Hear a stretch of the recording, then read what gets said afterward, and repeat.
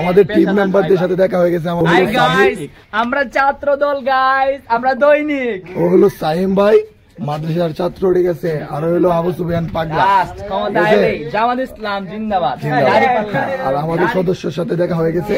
আজকে মনে হয় এই পর্যন্তই শেষ, ঠিক আছে। আল্লাহ হাফেজ। আসসালামু আলাইকুম, সবাই কেমন আছেন? আশা করি সবাই ভালো আছেন। তো যারা আমার ইউটিউব থেকে দেখতেছেন শখ জীবনের আনন্দ, এটা সাবস্ক্রাইব করবেন, এবং যারা আপনারা ফেসবুক পেজ থেকে দেখতেছেন তো তারা ফেসবুক পেজটাকে একটু সাবস্ক্রাইব করে দিবেন বা ফলো করে দিবেন বা লাইক কমেন্ট শেয়ার করবেন। তো আজকে আমরা চলে এসেছি একটি সুন্দর এবং ফিশারিতে, প্রকৃতির মাঝে। যারা প্রকৃতিকে ভালোবাসেন তারা আসতে পারেন, ইনশাল্লাহ তারা প্রকৃতির মাঝে আসলে হারিয়ে যাবেন। আর আজকে হালকা হালকা বৃষ্টি পড়ছে, দেখতেও ভালো লাগতেছে। তো এই একটা সুন্দর পরিবেশ আপনাদের সাথে তুলে ধরার জন্য আমাকে অনেকটা ভালো লাগতে পারবে আপনাদের, এবং আমার খুব ভালো লাগছে পরিবেশটি দেখাতে। তো আজ আমরা মল্লিকের ফিশারিতে আছি। তো এই ফিশারিটা আপনাদের পুরোটা ঘুরে দেখাবো, কোথায় কি আছে, এবং এই সুন্দর পরিবেশটাকে তুলে ধরবো আপনাদের মাঝে। তো চলেন আমরা ভিডিও শুরু করা।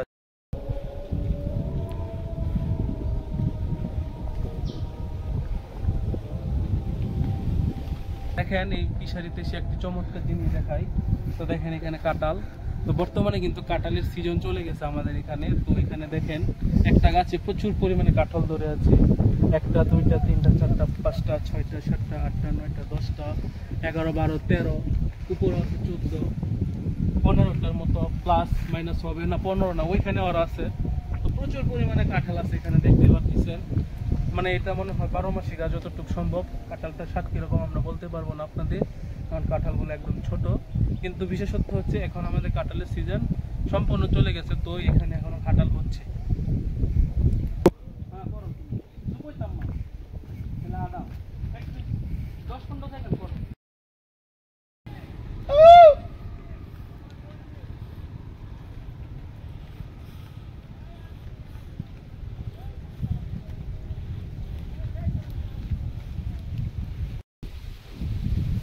তো এটা মনে হয় দেখেন একটা গাছ ছিল, হয়তো ভেঙে পড়ে গেছে। তাও দেখতে সুন্দর, কিন্তু এটা একটা রিস্ক। তো সাবধানে চলাফেরা করবেন এখানে। এই যে এটা হচ্ছে সেই রাস্তা, তো অনেকটা সরু ছিল, ছোট হয়ে গেছে এই রাস্তাটা। তো সবাই বুঝে শুনে পা ফেলবেন এবং পথে চলবেন। যতই বলেন এটা একটা জঙ্গলের মতো হয়ে গেছে, তো বিশাল বড়। তো মনে করেন এটা একটা কর্তৃপক্ষ, এটাকে ম্যানেজমেন্ট করাটাও অনেকটা দায়। আমরা প্রায় আধা ঘন্টা বা 1 ঘন্টা ধরে এখানে হাঁটতে মাত্র অর্ধেকটা আসতে পারলাম, তো বাকিটা তো বুঝতে পারেন কতটুকু বড়। তো মনে হয় এগুলা পার ছিল, বা এখানে একটা কিছু একটা রাস্তা ছিল, তো বা 2টা পুকুরের আলাদা আলাদা ছিল, এটা মনে হয় এখান দেখতে পারতেছেন একসাথে হয়ে গেছে কোনো না কোনো ভাবে। তো চলেন আমরা আরো সামনের দিকে আগাই। তো আমার বন্ধু তানিম, তো তানিম কিছু বলেন বা এই জায়গাটা কিরকম দেখতে, কিরকম লাগতেছে? আসলে মূল কথা হচ্ছে এই জায়গাটা অনেক সুন্দর, যা আপনাদেরকে বইলা বোঝানো যাবে না। আজকে যদি আপনারা এখানে আসেন, সেই মানে পুরনো মল্লিকের এই ফিশারিতে, ঠিক আছে, জায়গাটার নাম হলো শিমুলিয়া। এখানে আপনি আসতে পারেন। আপনারা আইসা এত ফিল পাবেন যা আপনারা অন্য অন্য বড় বড় দর্শনার্থী স্থানে গিয়েও পান নাই, ঠিক আছে। আর এখানে যে রাস্তাগুলো অনেক রিক্সি, মনে হবে অ্যামাজন জঙ্গলের ভিতরে মানে আইসা পড়ছেন। আর আপনাদের মনের ভিতরে অন্যরকম একটা ফিলিংস কাজ করবো এবং কি উৎসাহ কাজ করবে। চলেন আমরা আরো সামনে এগিয়ে যাই। এই রাস্তাটা অনেক রিক্সি, ঠিক আছে, আপনারা সাবধানে আসবেন। দেখেন এটা হয়তো আমরা আসছি পর হালকা বৃষ্টি হয়েছিল, তো বৃষ্টির ফলে এরকম হয়ে গেছে। তো সবাই সাবধানে আসবেন এবং ধীরে সুস্থে পা ফেলবেন, কিন্তু আপনারা আসলে ভালো লাগবে, সুন্দর একটা ভিউ। আমরা দেখতে পাচ্ছি এখন এখানে একটা ছোট্ট কুড়ের ঘরের মতো একটা কিছু আছে। এখানে কেউ থাকে নাকি এখনো আমরা জানি না, ঠিক আছে। আমরা এটা পরিদর্শন করে আপনাদের জানাচ্ছি যে ওটা কি কেউ থাকে না।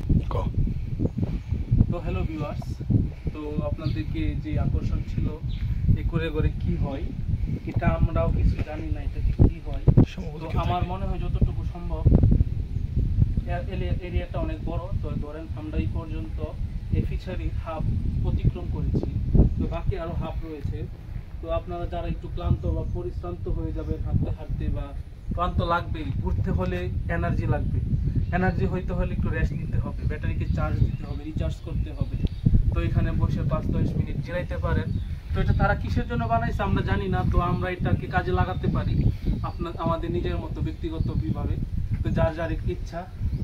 এখানে আবার অনেক কিছু চিন্তা ভাবনাও করা যায়। এখানে আবার পদ্মা দেওয়ার মতো আছে, হয়তো বা আমার যতটুকু সম্ভব ওই যারা রাত্রে পাহারা দেয় তারা হয়তো এখানে থাকতে পারে বা বিশ্রাম করে, আমার যতটুকু ধারণা। কারণ এটা অনেক বড় একটা ফিশারি, তো ধরেন 4 ভাগের 4টা কর্নারের এটা একটা কর্নার হইতে পারে। তো আমার মনে হয় এখানে হয়তো কেউ বিশ্রাম নেয় বা থাকতে পারে রাত্রে, এইগুলাই হতে পারে। সুন্দর একটি আমের চারা, তো তারা এটা পরিকল্পিতভাবে হয়তো করেছে, না হলে প্রকৃতির এই মায়া। দেখতে পাচ্ছেন এত ডালপালা এবং সুন্দর, এটা যদি ভবিষ্যতে বড় হয় অনেক সুন্দর দেখা যাবে। তো হ্যালো ভিউয়ার্স, তো আজ মনে হয় আমরা ভিডিওর শেষ সীমানায় পৌঁছে এসেছি, আর লাস্ট পয়েন্টে আছে ভিডিওর। তো এটাই হচ্ছে আমাদের লাস্ট গন্তব্যস্থান। সামনে আর একটু ভিউ আছে, এটা আমরা আপনাদের দেখাবো। তো এই হচ্ছে আমরা এখান থেকে চক্কর দিয়ে প্রায় 1 ঘন্টা 2 ঘন্টার মতো ব্যবধান এখানে হেঁটে আসতে পারলাম আমরা। আর এটা অনেক সুন্দর একটা স্কুল ছিল এক সময়, এখনো মনে হয় আছে নাকি নাই আমি এটা আপনাদেরকে জানিয়ে দিব ভিডিও ডিসক্রিপশন বক্সে। তো অনেক সুন্দর একটি জায়গা, আপনারা আসতে পারেন পিকনিকের জন্য হইলেও আপনারা এখানে আসতে পারেন। তো আমরা অনেকে এখানে পিকনিকে আসে এবং এখানে খাবার দাবার খাই স্কুলের মাঠে। আর এটা কিন্তু পুরো ফিশারির ভিতরে আছে এই স্কুলটি, তো আপনারা চাইলে আসতে পারেন এবং সুন্দর একটি জায়গা দেখতে পারেন। ওকে, চলো তো আগে ঘুরে আসবো।